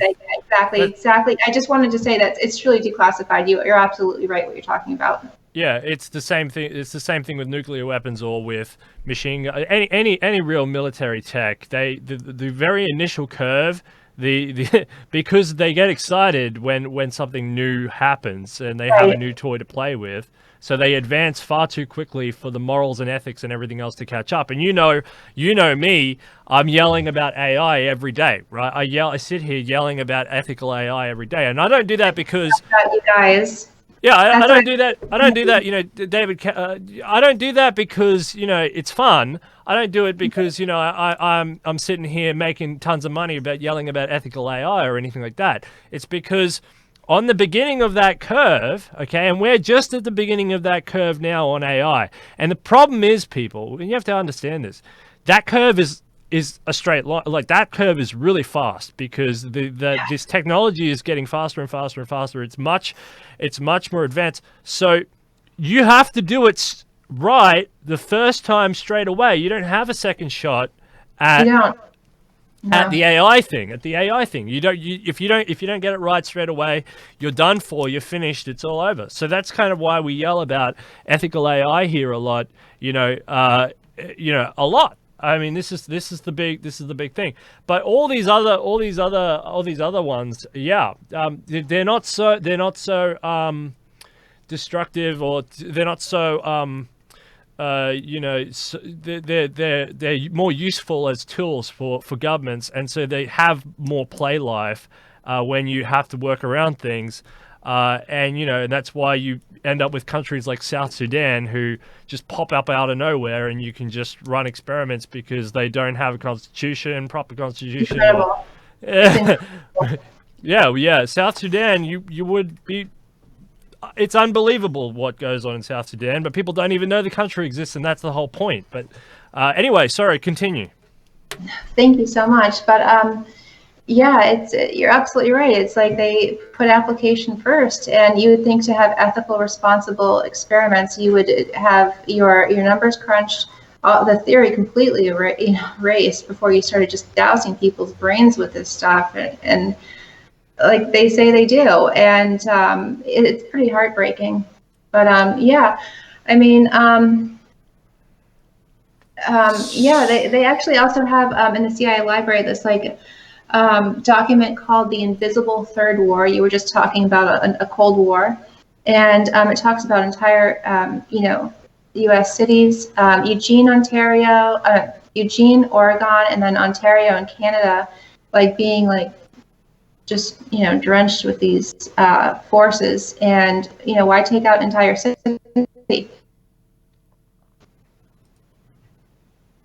Documents that talk about how the CIA has experimented on the population of the United States. I just found one this week that was germ warfare at the Washington, D.C. airport, where they just went in with briefcases and just sprayed bacteria, or I just whatever their germ warfare. I really didn't take the scientific name of the agent, but they just sprayed it on into the air, and people were just sucking it in. And like, yeah, after the great thing about it is if we do it in the Washington airport, it'll definitely make it to Boston, it'll make it to LA, it'll just spread everywhere. And even says that we're paying these people to go to our airport with briefcases, our own, and infecting us. It was the smallpox. It was for smallpox, to see if smallpox could be used as an agent in warfare. And people would never believe this kind of stuff is possible. The CIA also has another document about dropping agents in the air over St. Louis, like over 10 times. It's just, you expect them to breathe it in. And then there's Operation Sea Spray, where they, think, took the fog. They utilized the benefits of the fog for warfare in San Francisco, and people die from this kind of stuff. And so the thing with these like agents and these mind control programs is the goal isn't always to cause death. It's to cause your enemy to change their way of thinking. It's for mind control. Like there's, what I mean? It's to create slaves. And if only one person out of like a billion died, it sounds like, it's nothing I can't even believe how they'd say one person's life is nothing, but they really got the entire population thinking differently, and it's quite sad. Yeah, I mean, you're right. I mean, Afghanistan, the war in Afghanistan was, it was a failure. Like the U.S. didn't really achieve any of its goals. The Soviets, they didn't get their base. America didn't end up with all the minerals that are in Afghanistan. China got all those. What do they get? A Taliban. They got a nation-building project that completely collapsed. I mean, it's. And we have a peace treaty now. Don't forget that we have a peace treaty we've signed with the Taliban, and sure enough, I don't know yesterday. I don't know whose life is approved at the peace treaty, but point at someone and make it so. I mean, yeah, but these people, like you've got externality effects, so. That's your domestic, because this is a problem for other countries. And America, everybody has to remember, is a superpower, and it plays superpower games. And when you actually dig into the treaties that America signs, America always plays right on the edge, whether that be the climate change issue, the weapon, the psych issue. They always play right on the very hard edge of everything they do, nuclear weapons or the defense contracts, or the SOPA agreements, or they always play on the hard edge, and that's how they actually retain their superpower status. Because on the surface, it's all fluffy language, but underneath, State Department stuff, it's serious, and that's how they maintain themselves as super. And one of my favorite smart guys, I will have on the show at some point. He's a great guy. He was just here in Melbourne. I met him. about 2-3 weeks ago. He wouldn't remember me because I was just a person in the crowd for him. But Jim Rickards, he was a New York Times best-selling author of Aftermath, Road to Ruin, Death of Money, Currency Wars, A New Case for Gold. This guy, he does financial warfare stuff. He's very, very interesting. He invests a lot. Interesting. He invests a lot of money. Actually, his son is deployed into basically Saudi Arabia, and they have a monopoly on, almost a monopoly now. They're getting there on basically water contracts in Saudi Arabia. Because Saudi Arabia is becoming a failed state essentially now because oil collapsing worldwide, Corona sending oil even further down, America with the shale revolution. So America's reasserting itself as a power, and it's going to be doing this more and more now with this Afghanistan withdrawal as well, where it doesn't have to expend those resources over there. But basically, because of the collapse of Bretton Woods, Jim's talking. There are a lot of these people. I'm not going to name drop, but a lot of these people are talking about externalities. So you're talking about this city in Oregon, getting hit. A lot of if you built, I'll say it like this, the Nile River, right? If you build a dam on the Nile River, all the countries downstream of the dam, or upstream in the case of the lower and the upper Nile River, but anyway. The other countries complain, or you can look in China, they're building a dam. So those flow over effects, because of the sort of footnotes of NAFTA, which is not the NAFTA anymore, it's the U.S. trade. I'll get the proper name. They've just rejigged the name. It's not NAFTA anymore. It's the U.S. agreement, new trade agreement. Anyway, basically in the footnotes of those. A lot of countries have. There's a lot of The Hague there. There's a big backlog of court cases of countries complaining about these external overflows. Luckily, the United States has sort of got out of that because they've got the south there, which is Mexico. Third world country, pretty poor, relies on the United States. North is Canada, big and spacious. So they've done a lot of this sort of stuff on themselves. They've got a little testing facility there in Iraq. They've got a little testing facility there in Afghanistan. But as the world system breaks down more and more and more, the international order of the United Nations and these mega blocks is not going to be as comprehensive. So these powers are all going to go their own ways, and you get more and more testing facilities with less and less oversight. Less oversight, and it's funny because it gets harder and harder to understand. Like HAARP was taken offline, and some of these other systems that just use the they say. They used electromagnetic radiation, like electricity and that kind of stuff. And now it's like there's a cooperation with like gravitational forces and other types of, forces.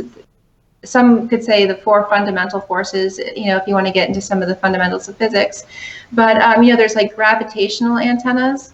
And, just the cooperation now. It's like it's more of a artificial global system. Yeah. Really sad. That's what it is, and there's a race now between these three powers to, especially China, Russia, and the United States, Germany, like I said, but especially between these three superpowers to sort of consolidate what they have. We've seen this in the economics with the tariffs. We've seen this in the trade agreements. We've seen this in the intellectual property stuff as they withdraw. And the corporate within the corporate agreements now as well, and you're right. And so all these experiments are going national again, less international, more national. And I think that this is a really interesting time for, especially psych warfare, because again you're on that early curve, which means that if you're not a friend of any of these big three, you are going to be left in the dark. Absolutely. Yeah. It's funny. I just, now that, we have an agreement of some sorts with the Taliban, I just really wish that like the Muslim, they would restore the name of those people and, make them make that not to be such an indication of terror. But, and what do they see now about the word Muslim? Could they have maybe used more delicately and not harmed so many in the capacity that they did? But is that, that just makes us all think that like Muslims are bad. And, sure enough, I have a few friends that aren't worthy of that kind of title as being bad. But, the CIA library does state that we actually designed some of these espionage tools with the KGB, which is Russia's old, or the former name for Russia's intelligence service. And there's multiple documents that say that we did these mind control experiments and we buddied in the research with Russia. And, I wonder how that works out when the declassified documents compete with some of what the news says. It's food for more thought. And, it makes me just, if I were to ever support the two-party system again, I would probably just be looking for who had the biggest record, most proven record of declassification and government transparency, because it, just doesn't really match. Yeah, and this is one of the big things we talk about here is kind of like blockchain, right? So blockchain is the really big threat to all of these players, whether that be Interpol, DARPA, CIA, any of the intelligence agencies, because blockchain creates everything has to be put to account. I mean, redaction is one attempt, not being able to keyword search is another thing, but threats to the system like WikiLeaks, or threats of journalism, if you want to I call it journalism, but threats to the system like WikiLeaks, for example. But blockchain is your huge, big threat. This is a big accountability matrix. And I think that, my hypothesis has always been that, this blockchain idea, eventually there'll be a blockchain for the mind, and there'll be a blockchain for, there'll be a blockchain for the mind. There'll be a blockchain for the patent system. There'll be a blockchain for these experiments. And what happens is you raise accountability so that because you can't not be accountable once you have everything on the blockchain, because and then everything will have to go to physical again, because you'll have to actually get it off. You'll have to get it off the chain, and there would be the same thing with the mind. If your mind's got hacked, for example, it would show up on the chain. So that would be kind of interesting innovation that probably will never happen. But again, you got to be cognizant of these solutions to some of these issues. Are there any beneficial solutions? Oh yeah, well, there's in the National Institute of Health, their library, there's a few documents about the therapeutic effects of EMF. And so, one would wonder why, since we have such an artificial system of, with gravitational wave detection and electromagnetic observatories and detection systems, why we can't maybe make things better for ourselves and use some of these therapeutic effects. And, why can't our cell phones have these, reflect these, the forces that our cell phone uses, reflect these therapeutic studies? There's also one that I thought the anti-aging community would like, this transhuman community, about how these forces can be used to alleviate the aging process. It's kind of nice, something to dig into.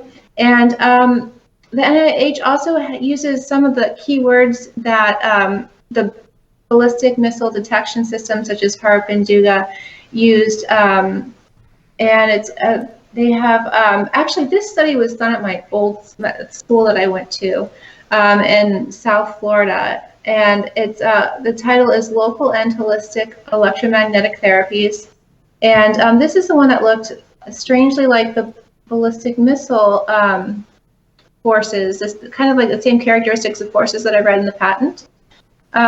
So let me just make sure. Oh, good thing I checked the link. That's always fun. Okay.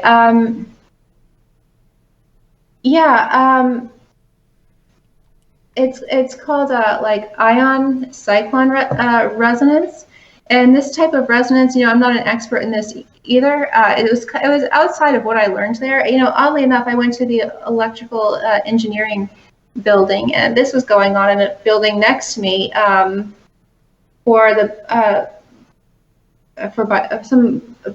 study with the biology department, but it's just kind of nice. It would be really nice if they would have grouped the two buildings together, because this is really what I would like to learn. But yeah, it's like you can open the patent for heart and do a keyword search on cyclone resonance, and sure enough, it's there. And then these studies about how to improve the human body actually observe the benefits of the cyclone resonance and can use them to perfect the bodies that we live in.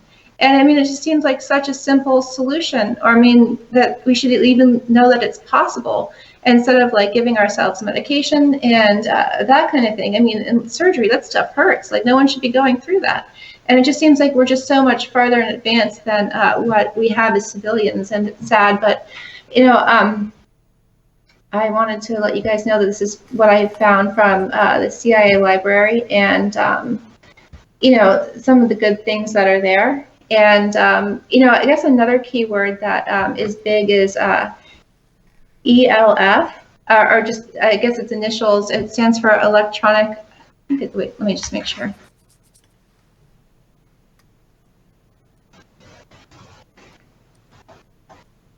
I don't know if it's,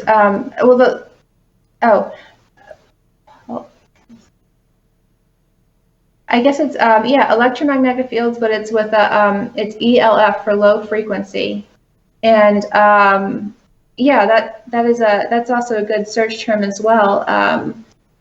It's some of the fields that the Earth uses, and lightning, oddly enough. And, we have all these projects with like making rain conditions and cloud seeding and all that kind of stuff. And, basically there's a lot in on the internet that links our thought process, the alpha waves in our brain, to lightning. And, we go ahead and we modify hurricanes and create floods and all this other, all these other conditions that cause lightning.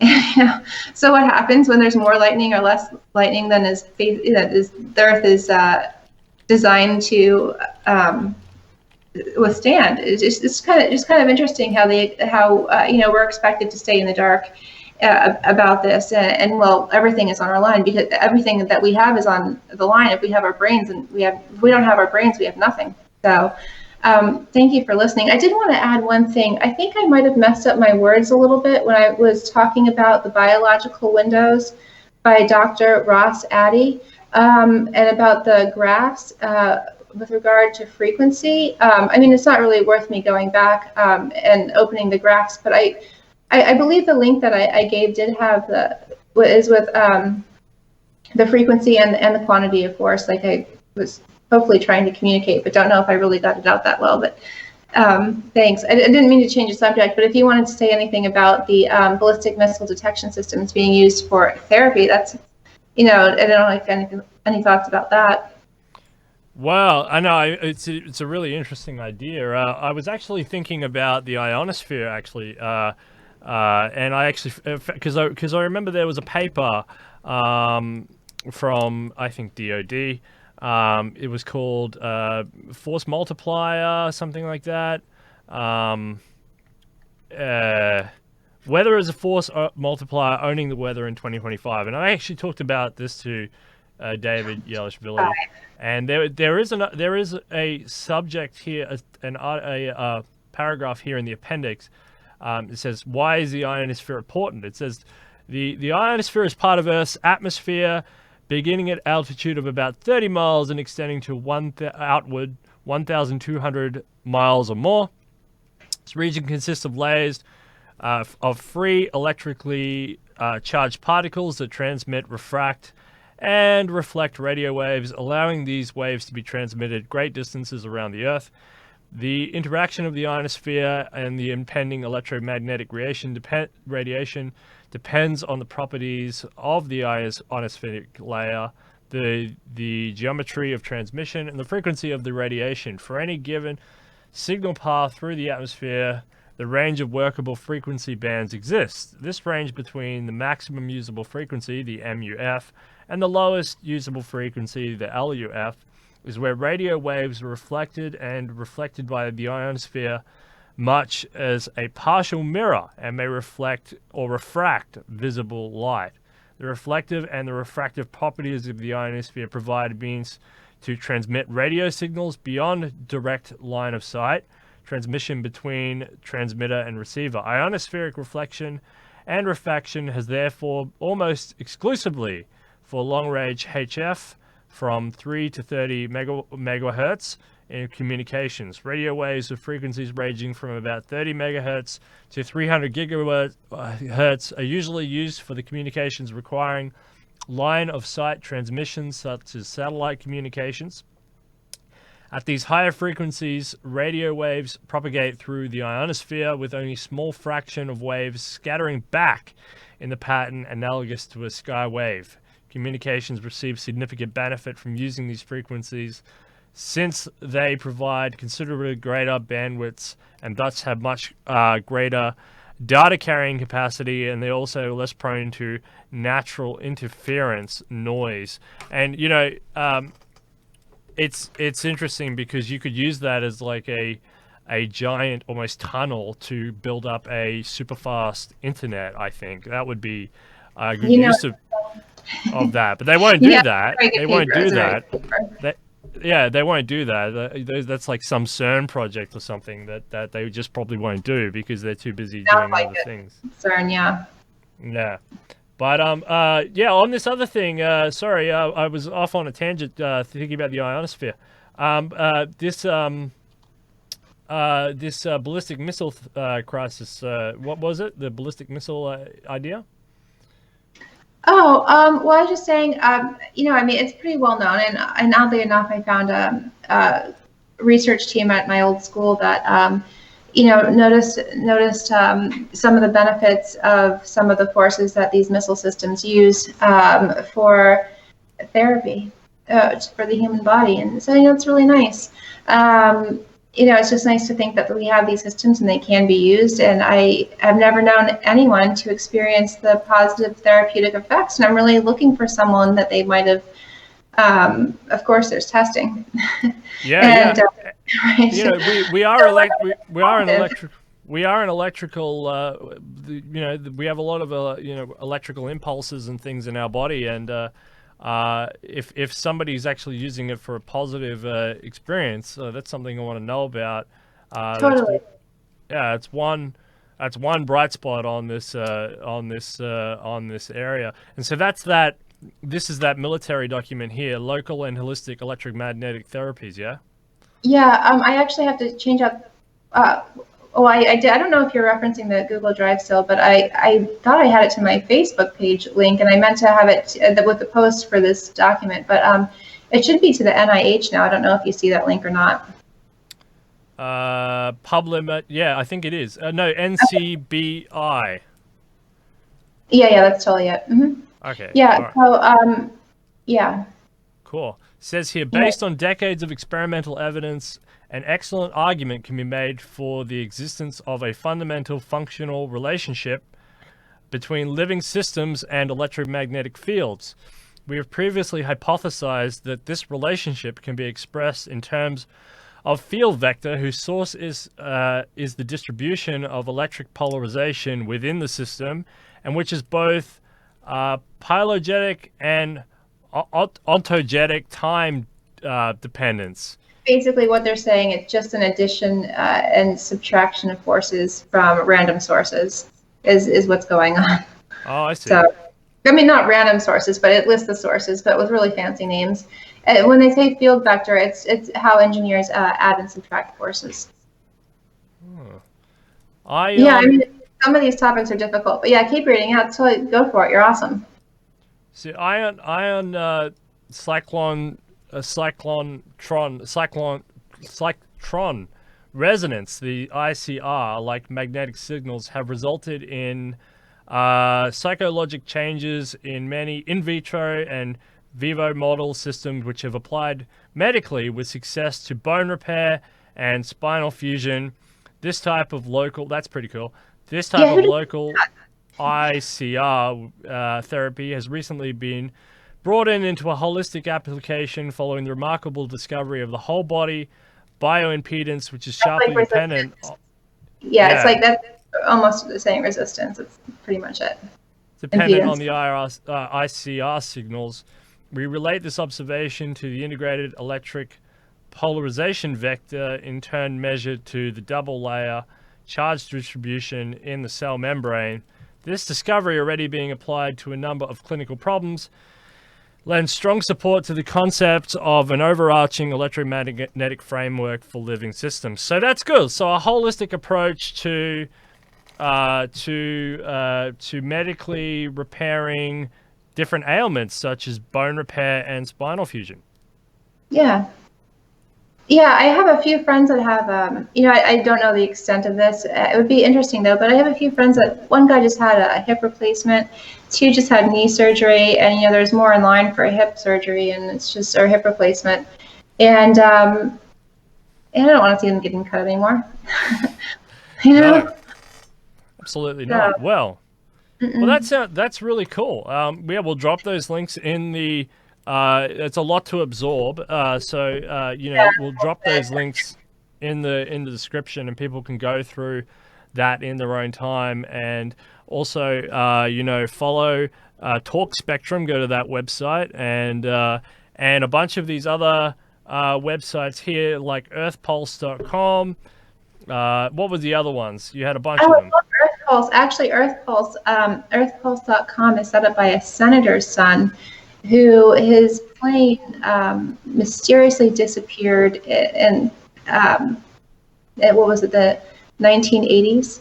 And funny thing enough, I guess it's kind of in the vicinity of HARP. I'm not really sure if HARP was operating at the time that his dad's plane went down. But yeah, the son has this website called earthpulse.com where he talks about HARP and these weapons that are used for mind control and earthquakes and that kind of thing. And he's done an excellent job of teaching and reaching out to people. Just it would be really nice to be able to get his knowledge in the minds of everyone.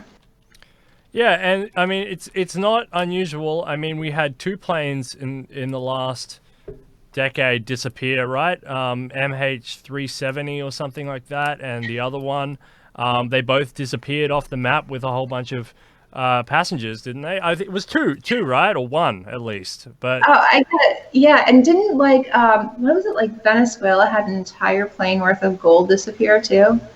Yeah, but that always happens. I sit here in Melbourne. Disappear. Give me a break.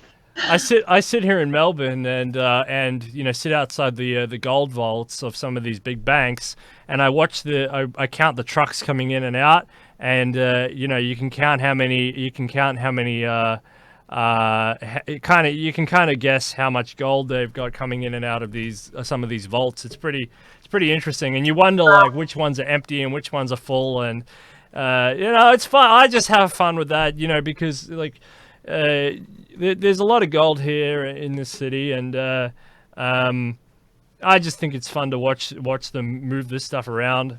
But it's not just that. There's a lot of like different equipment that you can just sit there and watch, and I think that's fun. I just do it for fun. I just some people watch trains, some people watch planes, birds or something. I just watch gold trucks come in and out and have fun with that. But